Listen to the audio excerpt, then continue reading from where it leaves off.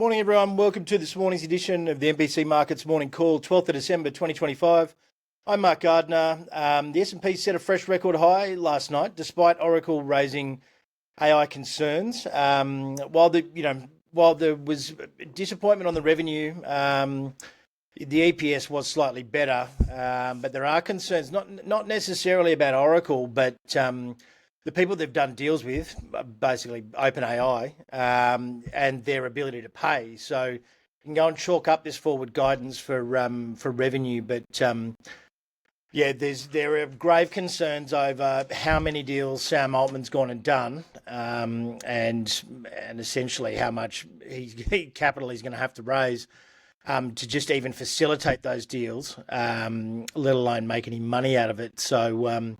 As I'm sure a few people in the past have realised, if Wall Street smells blood, they'll happily let you fall and then pick up the pieces, rename it, and set it back off on another IPO.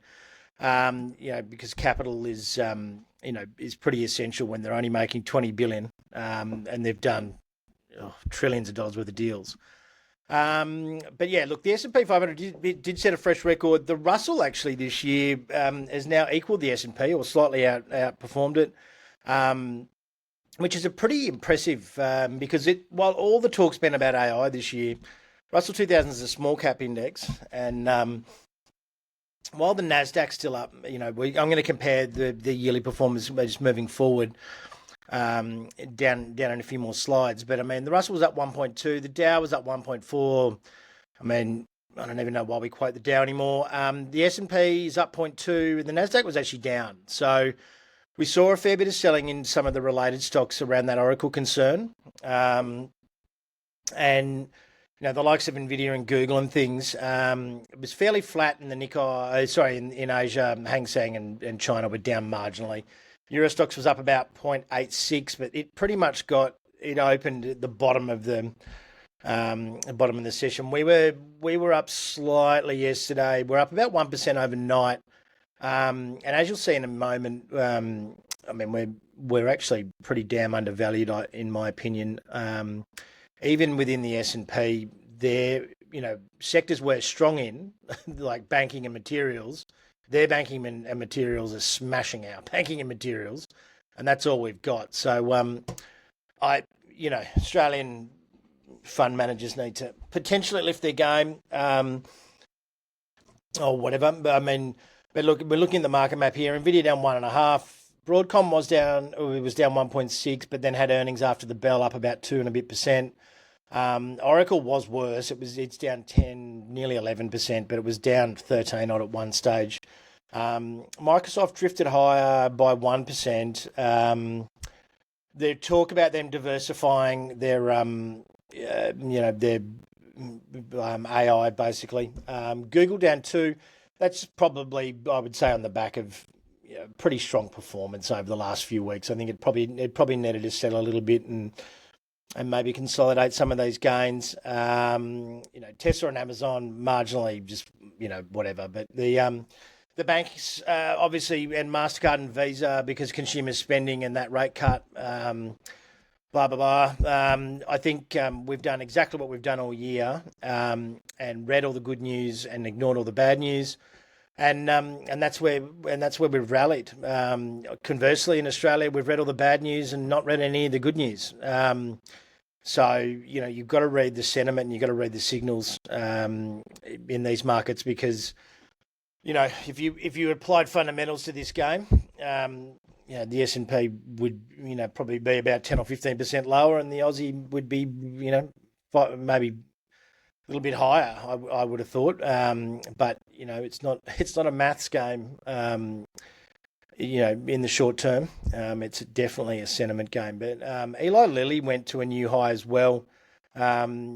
Late stage trial results for a next generation obesity drug. Patients were losing on average 28.7% of their weight. Which smashes that Zepbound and all the other drugs. So they're doing quite well. It is late stage, but the healthcare sector was generally up across the board. and we saw the likes of Newmont, etc., continuing to rally. But as you know, it's very hard to talk about them or identify where they are on this heat map because I think Nvidia is bigger than about 12 sectors combined. So when that market map's done by market cap size, it's a little bit harder to notice the little guys. My old mate Silver just absolutely smashing it yet again. It gave away 1.5% to 2% in the Aussie session at one stage yesterday, and then since about midway through the session, but just ploughed on higher. I think it nearly got above $65, I believe. And I'll just double check that because it's probably a pretty key level. But the momentum there at the moment is seriously massive. There is talk of there's margins being increased on COMEX to hold futures by 10%, which doesn't sound like a lot, but it actually generally is because they generally don't move them. There's a bunch of rumors floating around that there's way too many contracts being wanted to be delivered and not enough inventory for them to deliver. So silver got to nearly $65, $64.70. So done extraordinarily well in the year. As you'll see in a moment, gold was up 1.3. Silver for the first. This is like the 10 times bridesmaid finally becoming the bride for silver. I think the new bridesmaid's probably copper because it's performing really well, but no one's talking about it. It's going to record highs. Platinum made a little bit of a bounce back, but look, it only up 3% for the week. That things like platinum, I would imagine they'll eventually catch up to silver. Or if there's any geopolitical issues involving BRICS or Russia in particular, you'll start to see pretty rapid spikes there. Lithium, another great performer for the week, up 7%, but was flat yesterday. Crude, coal, iron ore and coal, as you'll see in a moment, just doing their normal thing of going nowhere or lower. So 2025 index leaderboard, and I'm just going to do Australia and the ASX for the moment. Otherwise, there's too many lines on this chart. The candlestick chart is the Australian market down 5% since January the 1st. Very disappointing. I mean, we probably ended the year with the banks a little bit too high. I think the materials sector is still undervalued, and our tech's been belted, and I can't for the life of me work out why. Considering the Nasdaq, the tech index is up 22% for the year. So, but we did this time last year, and banks were the highest, and materials were down 17%.